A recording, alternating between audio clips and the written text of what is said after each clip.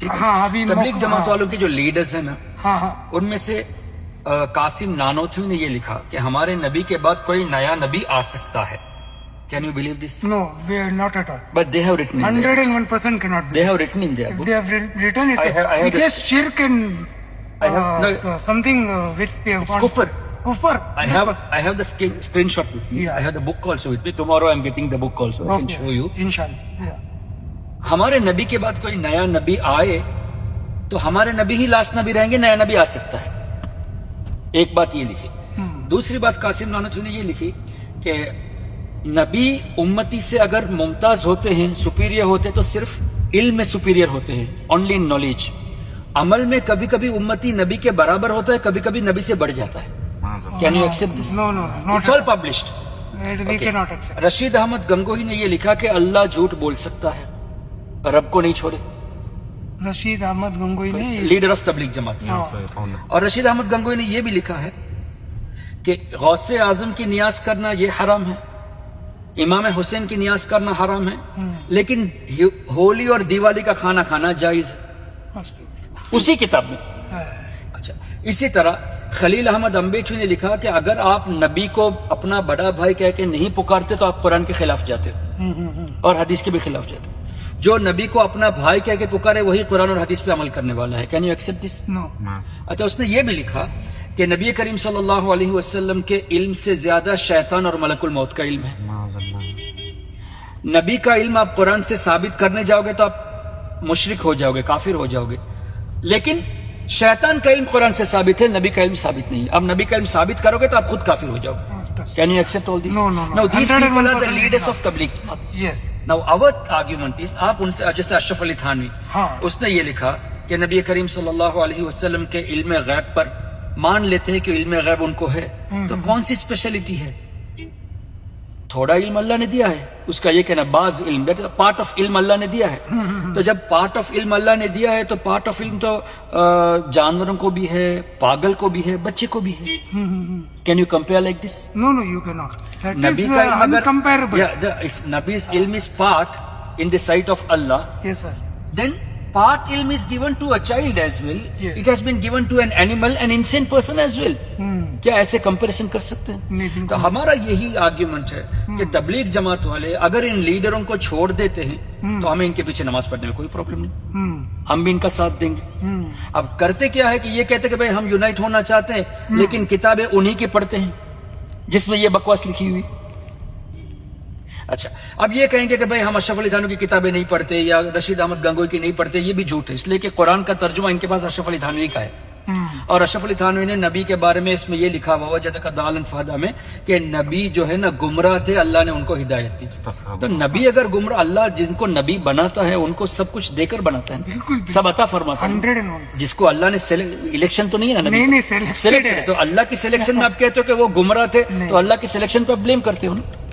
اچھا، اب مولوی الیاس کے بارے میں یہ کہیں گے کہ وہ بھائی ہم جو ان لوگوں کو چھوڑ دو، ہمارے لیڈر مولوی الیاس ہے، وہی تبلیغ جماعت کے بانی ہیں. تو مولوی الیاس نے یہ کہا کہ تبلیغ جماعت کا کام شروع میں نے کیا ہے، طریقہ میرا ہوگا لیکن تعلیم ہوگی اشرف علی تھانوی کی.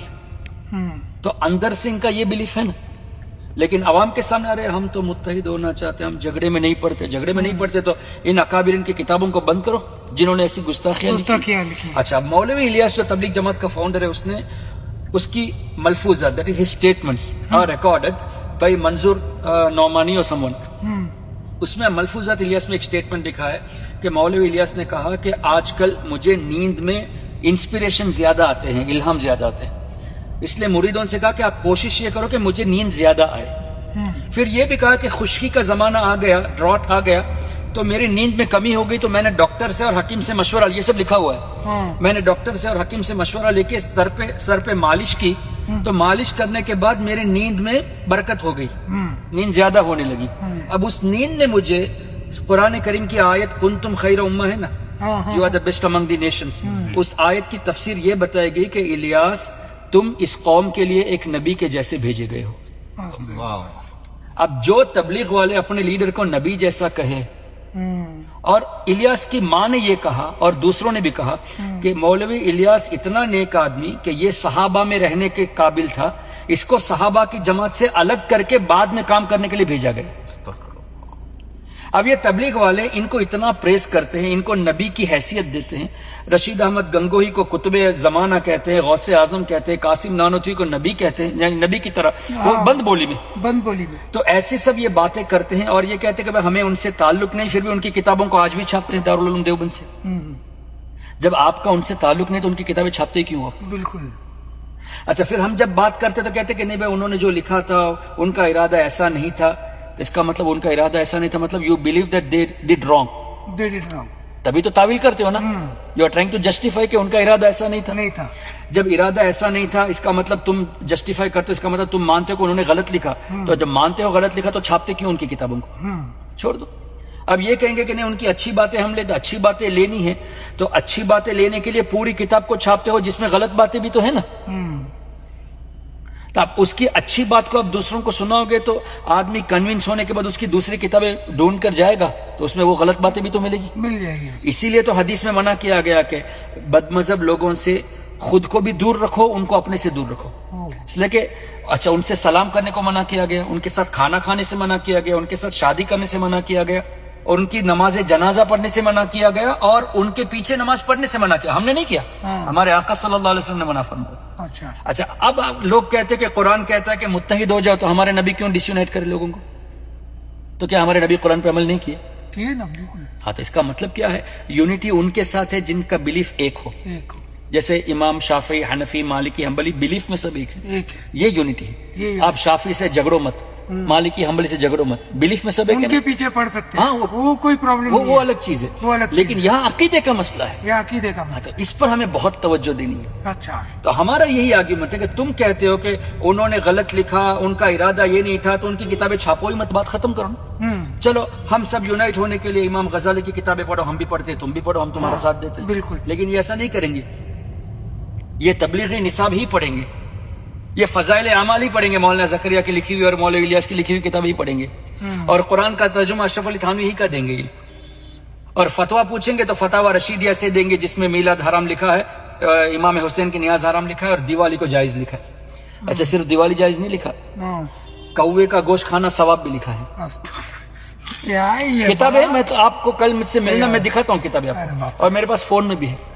یہ سب باتیں میرے بھائی, یہی وجہ ہے کہ ہم لوگ ان کے پیچھے نماز نہیں پڑھتے, اور وہ بھی اس لیے نہیں پڑھتے کہ ہمارے آقا نے فرمایا ایسوں سے دور رہو. اچھا, دو باتیں کہ ایک تو ہے کہ ان کو اپنے سے دور رکھو, اپنے کو ان سے دور رکھو, یعنی قریب آنے بھی مت دو, تم قریب بھی مت جاؤ. جب ہمارے نبی نے کہا کہ دور رہو, ہم ان کے پیچھے نماز پڑھ لیں.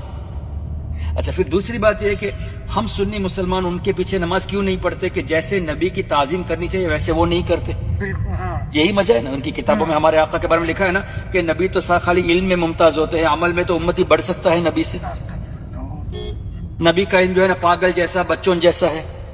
نبی کے علم کو ثابت کرو گے تو کافر ہو جائے گا. شیطان کا علم زیادہ, تو نبی کی جیسی تعظیم کرنی چاہیے ویسے نہیں کرتے نا.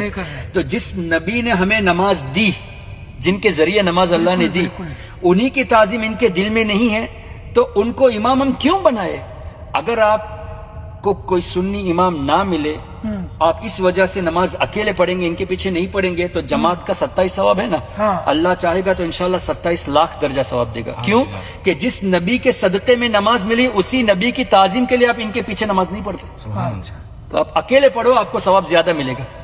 اچھا, پھر یہ کہ جس کے پیچھے پڑھتے ہو اگر وہ واقعی میں یہ عقیدہ رکھتا ہے جیسے اشرف علی تھانوی کا اور قاسم نانوتوی کا, رشید احمد گنگوہی کا تھا, تو وہ تو ایمان سے خالی ہو گیا. تو جب ایمان ہی نہیں تو نماز کہاں گئی بھائی؟ اسی کی نماز نہیں تو ہماری نماز اس کے پیچھے کیسے ہوگی؟